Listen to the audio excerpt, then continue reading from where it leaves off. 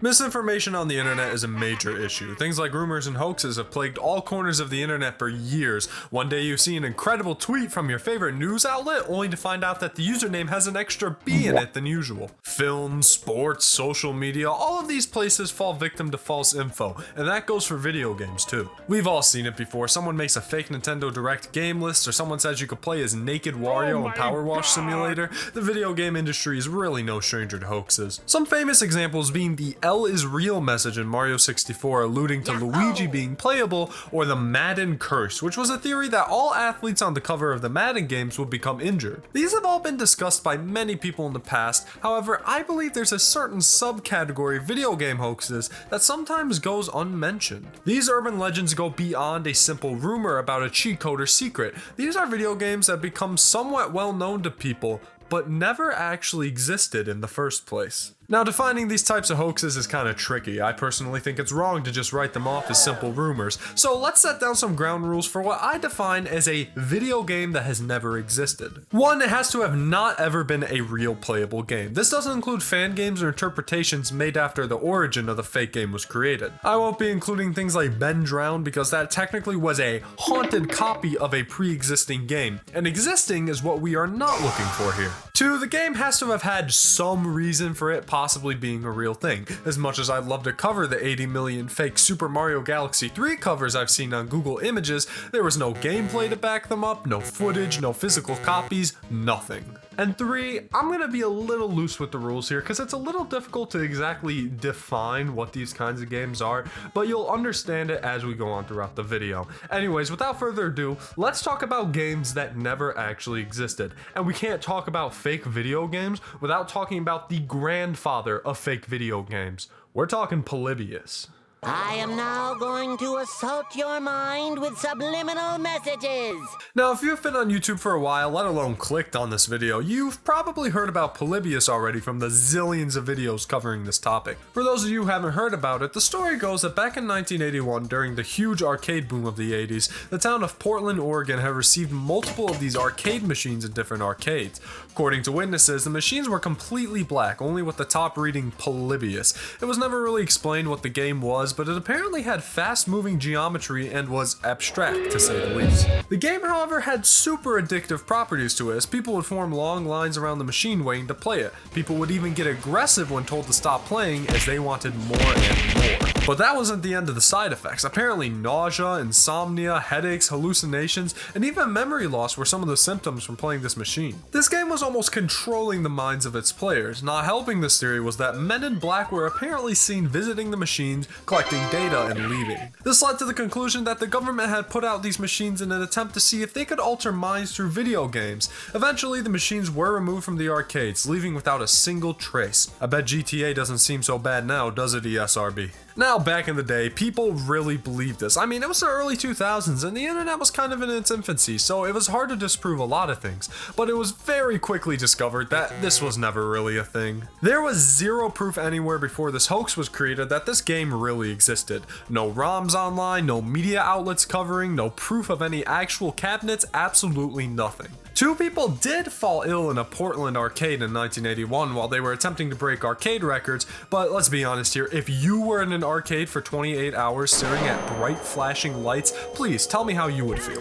Someone even contacted the FBI for any information about this game, and although I doubt the FBI would actually tell us if they did something like this, no information came up about the cabinet even existing in the first place, let alone mind controlling little Tommy to kill his parents. Although it never really existed, the impact that this hoax had was truly incredible. A simple video game hoax led to an actual arcade machine being made, multiple fan games made about it, and even having a cameo in an episode of The Simpsons. I guarantee you, there's no other creepypastas getting mentioned in TV shows. Well, I guess besides Red Mist, but that's a whole other can of worms. And Slenderman that one time.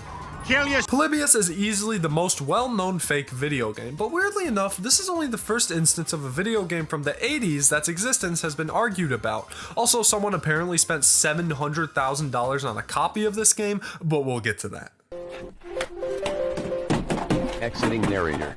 El narrador se ha cerrado en espera. Kill Switch, another fairly known video game urban legend, was a point-and-click adventure game released in 1989 by a Czechoslovakian company called the Karvina Corporation. It apparently was similar to Myst or Silent Hill in its gameplay, but it had one unique gameplay quirk. If you died, that was it. The game would wipe itself from your computer and render the game unplayable. It's kind of like the real-life game One Shot, where in its original version, you can only play it once. The game would let you choose between two characters, Porto, who would randomly grow throughout the game, or Gast, who was way more powerful, however was way more difficult to use due to him being invisible. You could use fire and poison breath to keep track of him, but when you were out of that, it was pretty much over for you. There was allegedly only 5,000 copies of this game made, which pissed off players because although they could beat the game with Porto, nobody had ever actually seen the ending of Gast's route. With very limited copies and each one becoming unusable after dying or finishing the other route, it became near impossible to see the other ending.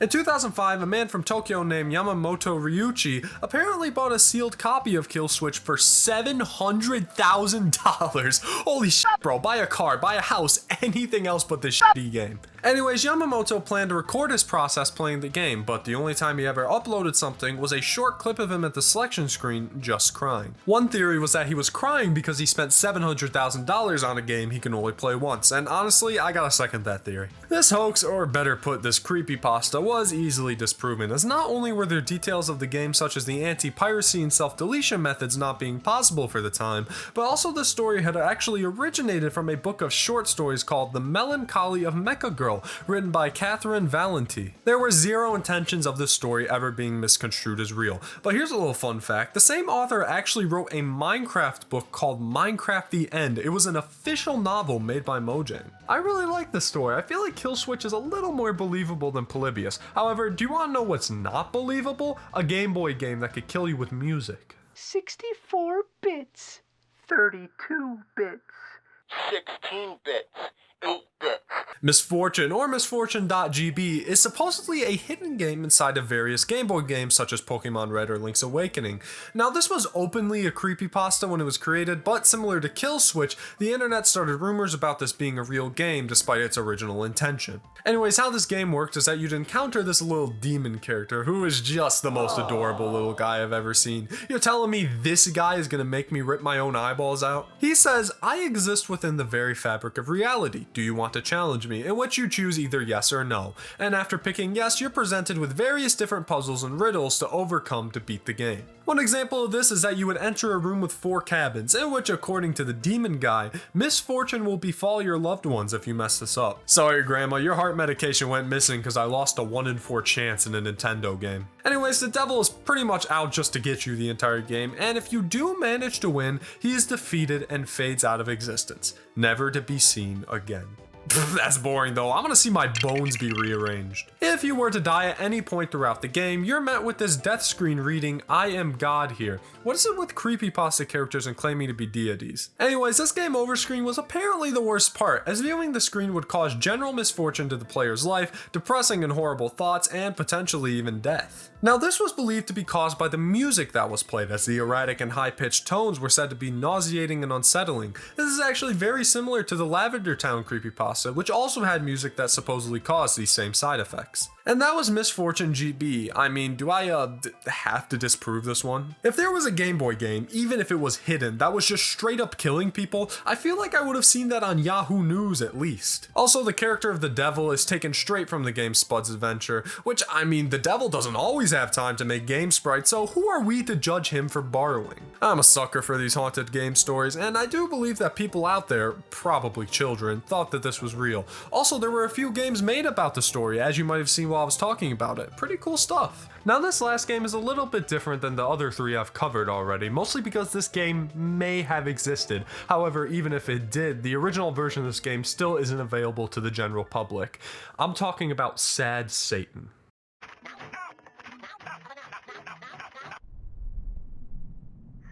Now, I'll try to keep this part lighthearted, but I won't lie, there might be some slightly uncomfortable topics discussed in this portion, so you can just skip to this timestamp right here if you don't want to hear about it. So back in 2015, a YouTuber by the name of Obscure Horror Corner, who would review obscure horror games he would come across, uploaded 4 videos about a game called Sad Satan. It was a black and white first-person horror game where you would navigate various unsettling halls and maze-like areas, being teleported around and finding various NPCs who would just scream at you. There's no real end or goal to the game, but unfortunately, that's not all this game has to offer. As you go throughout the game, various audio and music is playing, which are slowed down and sometimes reversed to make them sound scarier. However, the f***ed part is that some of these audios come from all sorts of messed up sources, such as interviews with various murderers. And sadly, this isn't nearly the worst part, as images would also be shown on screen. It was just a bunch of serial killers, cannibals, assassinated politicians, all sorts of stuff. I can tell you that in doing my research for this, it wasn't always fun having to see some of this stuff. This is just shock for the sake of shock. There's nothing to it, and I hate that. This makes AO games look like Cocomelon. Now, I bring up the YouTube channel Obscure Horror Corner because this is actually the first ever appearance of the game online. Now, in an interview, the creator of the channel claims that an anonymous subscriber sent them the game link, but theories that he had created the game himself were abundant, especially since the channel went inactive after the playthrough was uploaded. The creator of the game, however, has never actually been proven. There were also many different versions of this game created after, such as a true version, which was a recreation of the game with even more horrific images, including things I cannot show or even want to talk about on this channel. I'd advise against looking into it, but I know that's not going to stop anybody, so just be wary about what you're getting into. Not only that though, this true version contained a nasty virus, so after being scarred for life, you can't even turn on your favorite ToadBup video to calm you down, because your computer is completely fried. Although multiple recreations and versions of Sad Satan have been created, I don't believe the original has ever actually been located or even proven as a real video game. While the mystery of this game is somewhat interesting, I don't really like this one. Once again, it's just shock for shock's sake, which I've never been a fan of.